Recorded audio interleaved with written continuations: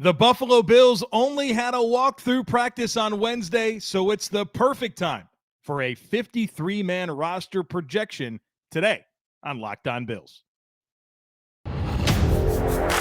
You are Locked On Bills, your daily Buffalo Bills podcast. Part of the Locked On Podcast Network, your team every day.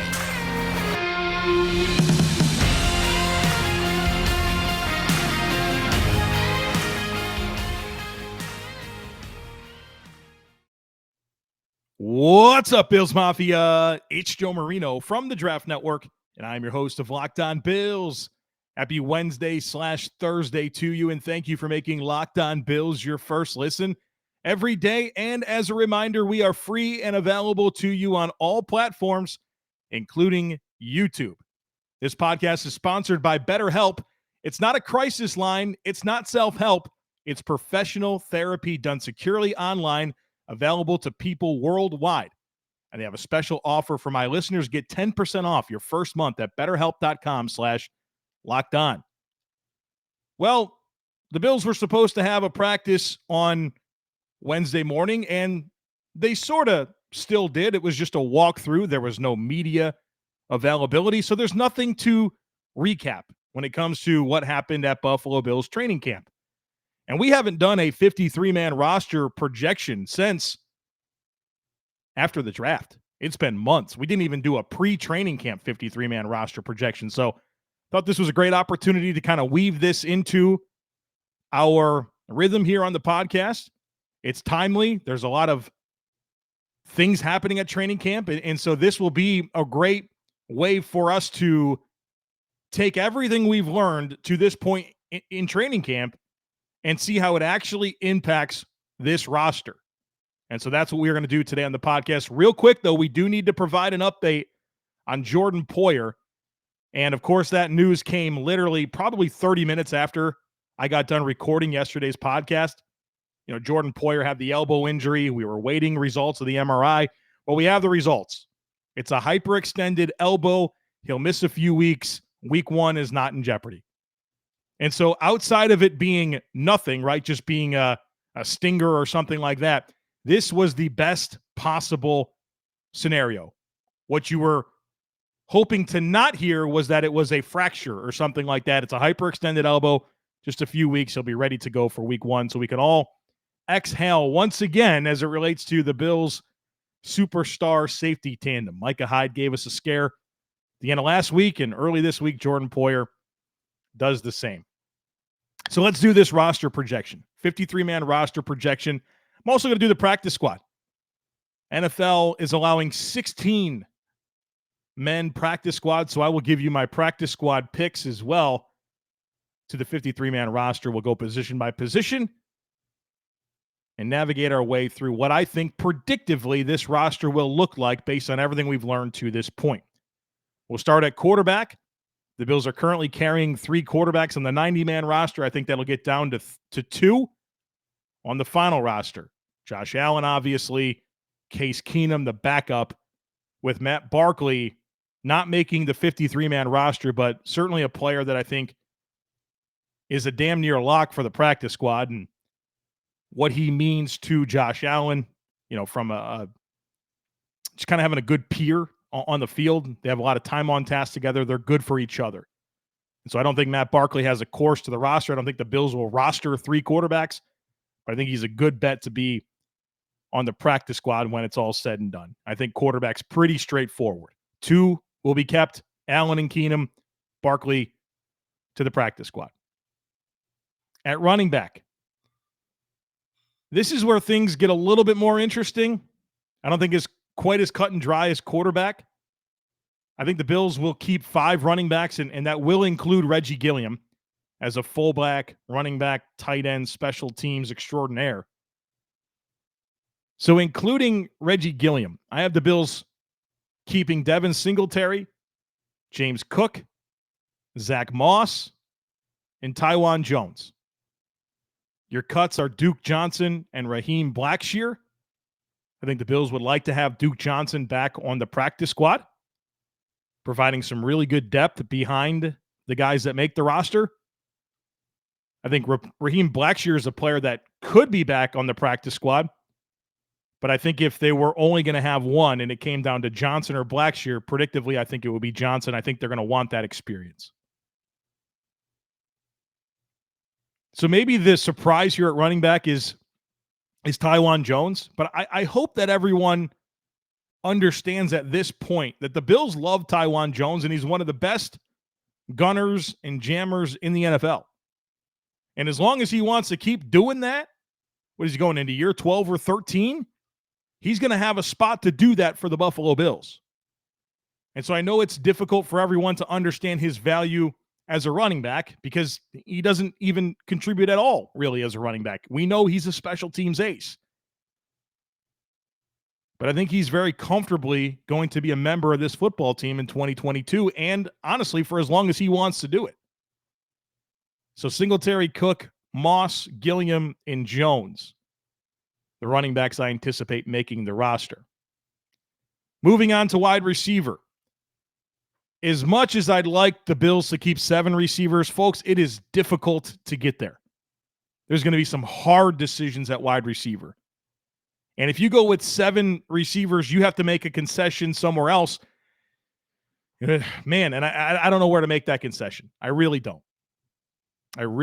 Maybe it's at running back. Maybe you cut a Zach Moss or something like that, but it's hard for me to get there. So as much as I'd like to keep 7, I can't get myself there. The math just doesn't work out.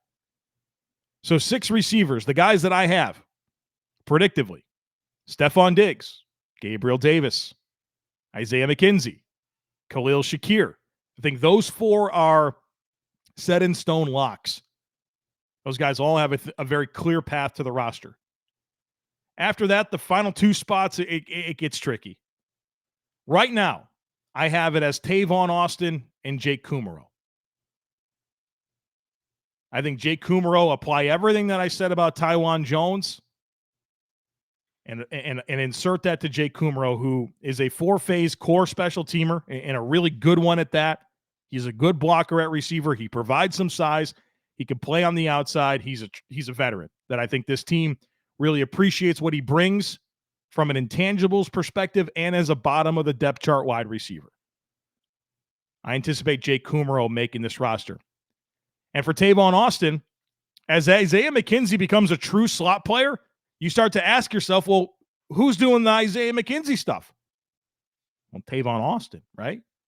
Tavon Austin's that guy that I think can be the new Isaiah McKenzie for this offense as Isaiah McKenzie cements himself as the featured slot receiver. I think the Bills will value his versatility as a return guy, a guy that can take handoffs, a guy that can play the slot, that can play outside. They will value that he's a veteran. And this is a team, the Bills aren't a young contender or anything like that. They are a Super Bowl contender. And I think when you are at that point in your life cycle, you will gravitate more towards the experienced players in the NFL and maybe be less inclined to hope a young player can come through for you. And I think the practical application here is Tavon Austin versus Marquez Stevenson. I think they'll side with the more experienced player in the NFL, even if it means moving on from a young receiver that has some level of promise. So I have it as Diggs, Davis, McKenzie, Shakir, Austin, Kumerow. Those are the 6. The guys that are cut: Jamison Crowder, Marquez Stevenson, Isaiah Hodgins, Neil Pau'u, and Tanner Gentry. Jamison Crowder, he just hasn't done anything, right? And I know part of that is because of injuries, and there is plenty of time left in camp, right? This can flip upside down very quickly. But until that happens, based on the information we have right now, I feel pretty good about Jamison Crowder not being one of those 6 that makes the team. Now, if the Bills go 7 wide receivers, there's an interesting conversation to be had between Crowder and Stevenson and maybe Hodgins. But I think the Bills are going to lean into that experience. And I think there's been enough movement and mobility as it relates to McKenzie as the featured slot that you start to really wonder what Crowder can do. And here's the thing. Crowder's not going to help you on teams. So Crowder's either your featured slot player or he doesn't make the roster because you need your wide receiver 5 and 6 and even your wide receiver 4 to play teams. You're not going to get that from Crowder. So that's kind of where my logic is in having the 6 that I picked in Davis, Diggs, McKenzie, Shakir, Austin, and Kumaro. As far as practice squad, Marquez Stevenson to the practice squad and Tanner Gentry to the practice squad. I think there's probably a little handshake agreement right now in place between Josh Allen, the Bills, and Tanner Gentry being on the practice squad, to be completely honest with you. And so I think he's going to have a little spot doing that. And I think he's probably looked pretty good in practices, and I think he'll make some plays in preseason. But another one of those limited slot-only type players that you just kind of have a hard time rostering, but would like to have him on the practice squad. And the relationship that he has with Josh Allen, I think, is going to keep him around. So Stevenson and Gentry as the practice squad players from there. If you haven't tried Built Bar Puffs yet, you are depriving yourself of one of life's greatest joys. And guess what? There's a new flavor. It's super good. It's cookie dough chunk puffs. They are phenomenal. Chewy texture, real chocolate. Of course, the real cookie dough chunks as well. They are phenomenal. It's all the joys of eating cookie dough without the hassle of making it. Plus, it's healthy. Cookie dough chunk puffs are only 160 calories, and they have a whopping 15 grams of protein in them. Now, these things are only available for a limited time. They're going fast. They are awesome. I've had them for myself. Got to try them out. Head on over to Built.com. Use promo code LOCKED15. You'll get 15% off your next order. Again, that's promo code LOCKED15 for 15% off at Built.com.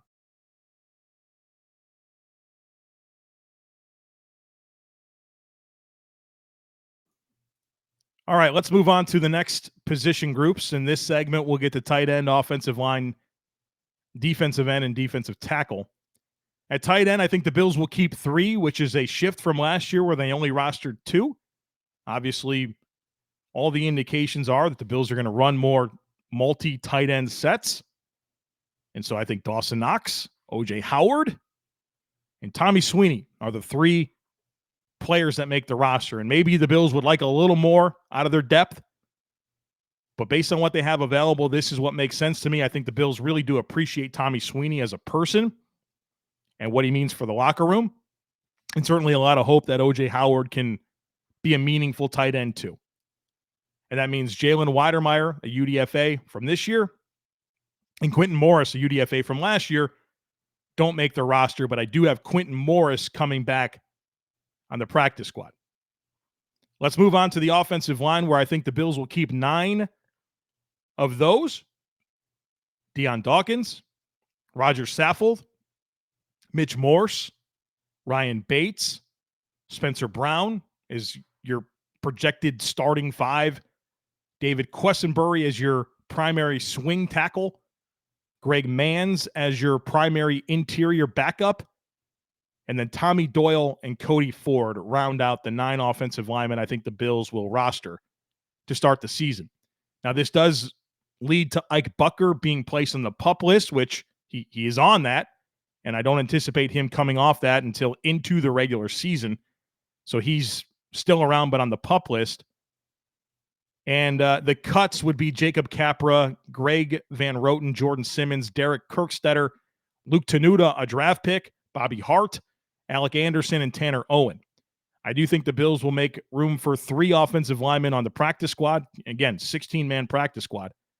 And the players that I would anticipate that being would be Luke Tenuta as a draft pick, who's getting some run at guard and tackle. I think he's got a very clear path to the practice squad. Greg Van Roten as kind of that experienced guy, 50-game starter over the last 4 seasons, can come in and get called up in a pinch if necessary. But, I mean, he's far down the pecking order. You've got a lot of guys here that can play guard. So just think about that for a second. Outside of your starting 5, Quessenberry, Manns, Doyle, and Ford, all 4 of your backups can play guard. So you would need a whole lot of crap to happen before you start tapping into a Greg Van Roten or someone from the practice squad to actually start games for you. So Greg Van Roten, Luke Tenuta, and Jacob Capra, the other offensive lineman, I think has a path to the practice squad. Again, Capra was around last year, if I'm not mistaken, and was on the practice squad for a little bit. So I think they I can see a path here where they'll continue working with him. Let's move on to the defensive side of the football. Defensive end. Have the Bills keeping 5 of those. Von Miller, Greg Rousseau, AJ Epinesa, Boogie Basham, and Shaq Lawson, your 5 defensive ends. I think this one's pretty straightforward. Be surprised if anybody thought differently as it relates to this defensive end group. That means your cuts are Mike Love, Daniel Joseph, and Kingsley Jonathan. I think Mike Love will be retained for the practice squad. Another position that I view as very straightforward is defensive tackle, where you have Ed Oliver, Daquan Jones, Jordan Phillips, Tim Settle. That means your cuts are Eli Ankou, CJ Brewer, Brandon Bryant, and Prince Emili. And I do think that Eli Ankou and Brandon Bryant will have a place on this team on the practice squad. And you kind of just love this depth at defensive tackle. I think you got 4 really good players on your roster. And then you have a couple of guys in Ankou and Brandon Bryant on the practice squad that are reasonable 4th defensive tackles for most teams. And so just this depth at defensive tackle is something that I really like. I really like at this point. This podcast is sponsored by BetterHelp. Life is full of twists and turns, and it's important to show up for yourself through it all. BetterHelp Online Therapy will assess your needs.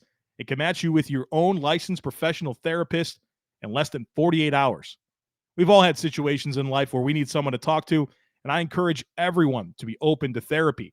It's not a crisis line. It's not self-help. It's professional therapy done securely online, available to people worldwide.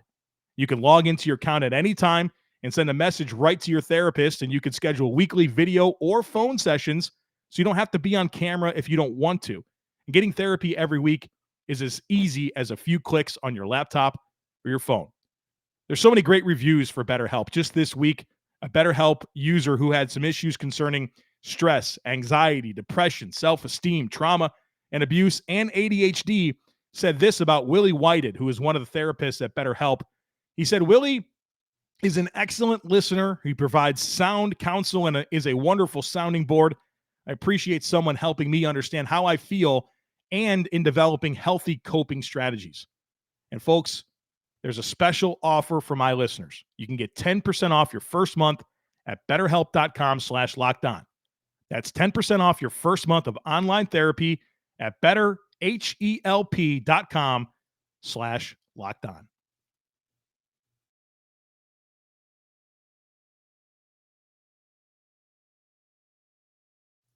All right, let's get to the rest of the roster here. We've got linebacker, cornerback, safety, and specialist left to do.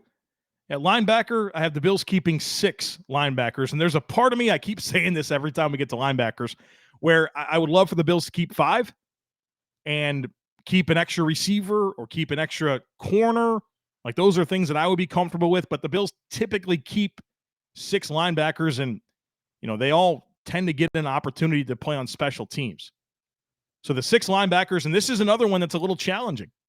I have Tremaine Edmonds, Matt Milano, Terrell Bernard, Tyler Medikevich. That's pretty straightforward. Then I have Tyrell Dotson and Balin Spector. That's a little bit of a shift from the way I've kind of perceived this. And Balin Spector, late round draft pick. I don't have super high hopes for him, but from an athleticism perspective, which the Bills, I think, have been very clear that they want that athleticism at linebacker. With drafting Bernard and Spector to go with Milano, to go with Edmonds, they want that range. And I think he's just the most athletic player out of Joe Giles Harris and Markel Lee. And he's a cost control rookie, right? So there's just a lot there that you like when it relates to Balin Spector and his chances of making this roster. When I say cost control, I mean not just this year, but for 4 seasons. And so I think that's going to help him have the upper hand to a Joe Giles Harris or a Markel Lee. Now, obviously, Andre Smith would be on the suspension list for 6 weeks, and so he doesn't count initially against this roster. So Edmonds, Milano, Bernard, Medikevich, Dotson, Spector, the 6 linebackers I have at this point in time. Giles Harris, Markel Lee cut. Giles Harris, I think, is back on the practice squad. I think he presents decent depth as a Mike linebacker, which I think is important. because you start to wonder, if Tremaine goes down, who's the primary backup? I think it's Dotson. Well, then what about after that? I don't know that Spector is really a fit for that type of role. I don't think Terrell Bernard's a fit for that type of role. So I think you like having Joe Giles Harris waiting in the wings, and certainly Andre Smith as well. But he can't help you for 6 weeks. Moving on to cornerback.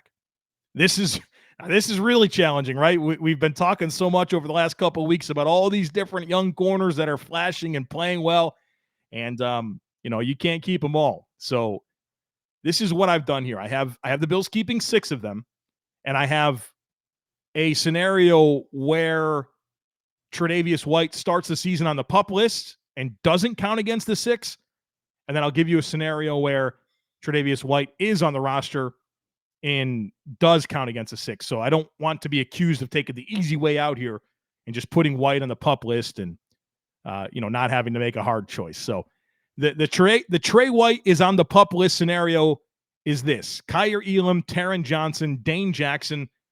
I think that's straightforward. Saron Neal, straightforward as well. There's, to me, any scenario includes Elam, Johnson, Jackson, and Neal. Those 4 guys are in. The next 2, Nick McLeod, Christian Benford. I think at this point in time, if Tre'Davious White is on the PUP list, McLeod and Benford get to this roster. If Tre'Davious White is on the PUP list and doesn't count against the roster in week 1, then I think Nick McLeod falls off. And what this comes back to is what I said about Christian Benford. Excuse me, what I said about Balin Spector. I'm looking at Christian Benford's name on my notes, so a little slip up there. But Christian Benford as a rookie, cost control for 4 years, a lot of hype and positivity there. Nick McLeod certainly has made some noise here, and that's good. And like I said, if Trey White's on the PUP list, I think McLeod makes this roster. But I think the Bills will side with the draft pick. That's cost control for 4 seasons, locked up right now. So it's tough, right? You can't keep them all. I had to cut Tim Harris and Cam Lewis, 2 other guys that you've seen positive reports for, in addition to, of course, Jordan Miller, Elijah Griffin, Jamarcus Ingram. So it's tough at corner. You can't keep them all, but I think McLeod and Benford have positioned themselves well to be that 6th corner. And there's obviously space for both of them if Trey White starts the season on the PUP. The practice squad from there would be Tim Harris, Elijah Griffin, and Cam Lewis.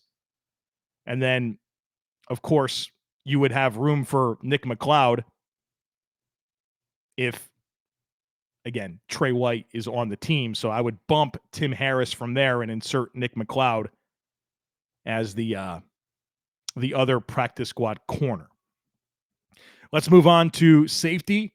Straightforward: Jordan Poyer, Micah Hyde, Jaquan Johnson, DeMar Hamlin. Josh Thomas is cut, but back on the practice squad to fill out your safety room. Let's move on to specialists. Reed Ferguson, long snapper. Tyler Bass, the kicker.